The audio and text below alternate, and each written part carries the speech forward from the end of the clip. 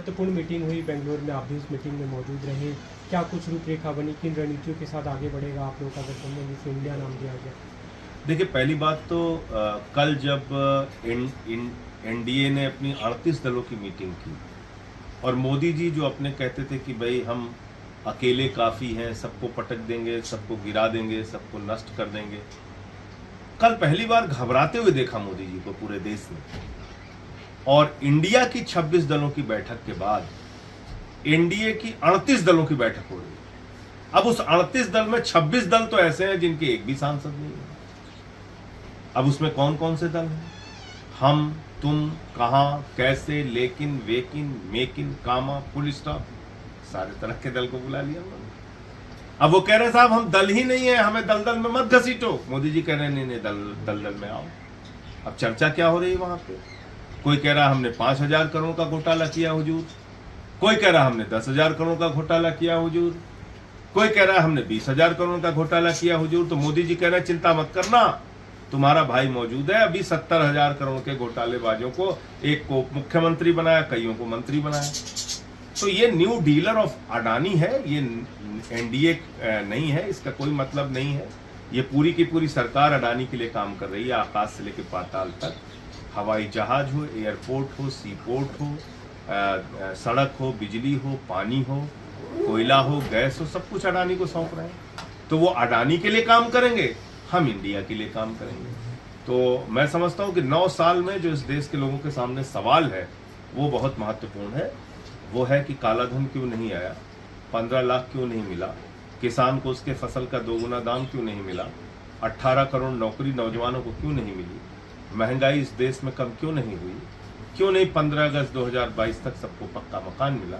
ये सारे ऐसे सवाल हैं जो नरेंद्र मोदी जी से पूछे जाएंगे कल जो और उनके गठबंधन से भी पूछा जाएगा। कल एनडीए की जो मीटिंग हुई उसमें प्रधानमंत्री ने अपने संबोधन में कहा, बिना नाम लिए आपके इंडिया गठबंधन का, कि जब एक ऐसा एलायंस डायनेस्टिक और करप्ट लोगों का बनता है तो देश कैसे जीत सकता है, देश इसमें हारेगा। उन्होंने भी कहा कि मैं जब तक हूँ मेरे शरीर का हर क्षण, समय का हर क्षण देश के लिए रहेगा और 2024 चुनाव के लिए हम पूरी तरह से तैयार। उनके शरीर का और उनके दिमाग का और उनका एक एक क्षण किसके लिए काम कर रहा है? किसके लिए काम कर रहा है? खरीद फरोख्त के लिए काम कर रहा है, विधायकों को तोड़ने के लिए काम कर रहा है, महंगाई बढ़ाने के लिए काम कर रहा है, पूंजीपति मित्रों को लाखों करोड़ कमाने के लिए कमवाने के लिए काम कर रहा है। उनके शरीर का एक एक अंग और एक एक क्षण काम कर रहा है चंद पूंजीपतियों को मजबूत करने के लिए, और ये पूरा देश देख रहा है। अब सिर्फ दाऊद इब्राहिम का बीजेपी में जाना बाकी रह गया है, वरना तो सबको उन्होंने ले लिया। उत्तर प्रदेश में जिन लोगों के घर पे बुलडोजर चलाते थे उनको अपने गठबंधन में ले लिया। तो बीजेपी का क्या रह गया है? उनकी असलियत पूरा देश देख रहा है। खाली मोदी जी कहने के लिए, बोलने के लिए कुछ भी बोलते हैं। हेमंता बिस्वा शर्मा ने इस इंडिया नाम को अंग्रेजियत से जोड़ा, उन्होंने अपने ट्विटर बायो बदल दिया, भारत लिख दिया। अभी अमित मालवीय ने ट्वीट किया कि मोदी जी को नियत नहीं बदल नहीं, तो मोदी जी को अंग्रेज कैसे बना दिया हेमंत बिस्वा शर्मा ने? क्या दुश्मनी है भाई शर्मा जी की? क्यों नाराज है मोदी जी से? मोदी जी ने स्टार्टअप इंडिया दिया, मोदी जी ने डिजिटल इंडिया दिया, मोदी जी ने न्यू इंडिया दिया, मोदी जी ने सारे नारे दिए इंडिया को लेकर। मेक इन इंडिया किसका नारा है? मोदी जी का। तो मोदी जी अंग्रेज हैं? मोदी जी अंग्रेज हो गए? मोदी जी खुद कह रहे हैं वोट फॉर इंडिया। वो वीडियो मेरे पास मौजूद है, हेमंत बिस्वा शर्मा को देखना चाहिए। तो मैं तो ये कह रहा हूं कि इंडिया जीतेगा, भारत जीतेगा, भारतवासी जीतेगा। वो वीडियो खैर कल आपने ट्वीट भी किया था, लेकिन जो 2 महत्वपूर्ण सवाल उठ रहे हैं उस इंडिया नाम को लेकर कि नाम कहाँ से आया, स्वरूप नाम अच्छा है, बहुत अच्छा नाम है। मतलब उसकी शुरुआत कैसे हुई? अच्छा नाम है, नाम अच्छा है, और इससे बीजेपी का अलग अलग नेताओं के नाम है कि इन्होंने सुझाया, इन्होंने भैया अच्छा नाम है और बहुत अच्छा नाम है। इससे बीजेपी घबराई हुई है, मोदी जी घबराए हुए हैं।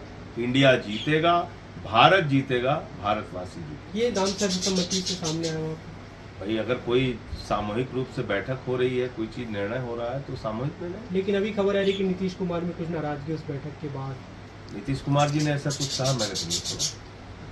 वो कहते अगर हैं ऐसी ना, कोई खबरें आती हैं तो आपको जानकारी होगी, मुझे तो ऐसी जानकारी नहीं।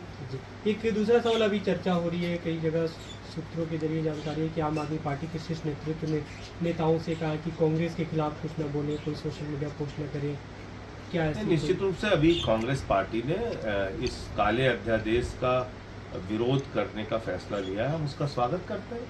तो उनके खिलाफ अब जो सार्वजनिक बयानबाजी होती थी वो नहीं होगी, आप ये कह रहे हैं? मुझे लगता है कि इसमें कोई बताने की भी जरूरत नहीं होनी चाहिए। नहीं होनी चाहिए। जी, सीट शेयरिंग को लेकर क्या कोई चर्चा, क्योंकि अगली मीटिंग है महाराष्ट्र में और उसमें सबसे बड़ा कंफ्यूजन ये होगा कि आम आदमी पार्टी कांग्रेस एक दूसरे के खिलाफ लड़ते रहे। दिल्ली और पंजाब 2 राज्य हैं जहाँ पे आप लोग सीट शेयरिंग को लेकर अब उसके लिए वक्त लगेगा, जो जब निर्णय हो जाएगा तो आपको बताएंगे। एक आज ऑल पार्टी मीटिंग है, संसद से शुरू हो रहा है, क्या कुछ मुद्दे उठाए? मणिपुर, महंगाई और काला अध्यादेश, ये 3 महत्वपूर्ण विषय हैं जिस पे आज सर्वदलीय बैठक में मुद्दा उठा।